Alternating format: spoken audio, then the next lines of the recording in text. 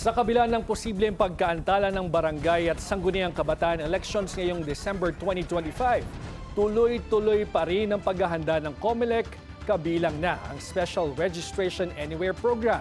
Narito ang Agenda Weekend Report ni Kian Quirol. On schedule ang preparations ng COMELEC sa barangay at sangguniang kabataang elections sa December.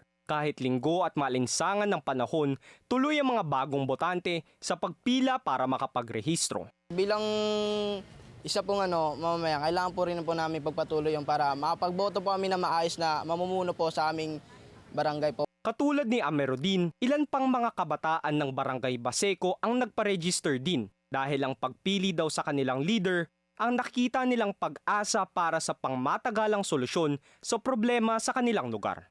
Siguro po parang nadidismaya po ganun kasi po yung flood dapat na maayos po para sa di magkaroon ng ganong baha po ay parang hindi po nabigyan ng pansin. Wala po kaming natanggap na relief goods. Wala po kaming natanggap kasi yung namin po is nasa lanta lang po kami ng bagyo, is baha lang po kami. Pero wala po kaming natanggap na relief goods. Para na rin din po sa ambag na rin po kung sino yung piliin pong tama.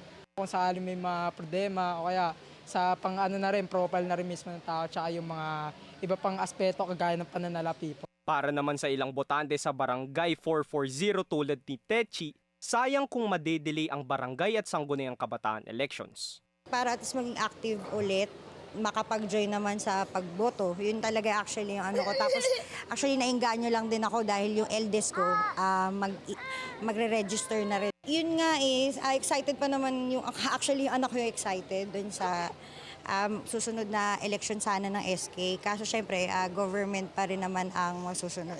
Dagsari ng mga registrants sa COMELEC satellite offices sa mga mall tulad sa Manila at Makati. Ayon sa COMELEC, posibleng umabot sa dagdag na 1 milyong new voters ang mairerehistro sa loob ng 10 araw at kalahati dito ay mga menor de edad para sa SK. Pwede pang sulitin ng Special Registration Anywhere Program o SRAP ng COMELEC sa Metro Manila hanggang August 7. Sa COMELEC Main Building sa Intramuros, may mga registration centers din sa NAIA Terminals 1 at 3, Tutuban Center, LRT2 at PITX. Makikita ang schedule sa mga ito sa social media sites ng COMELEC. Para sa Agenda Weekend, Kian Quirol, Billionario News Channel.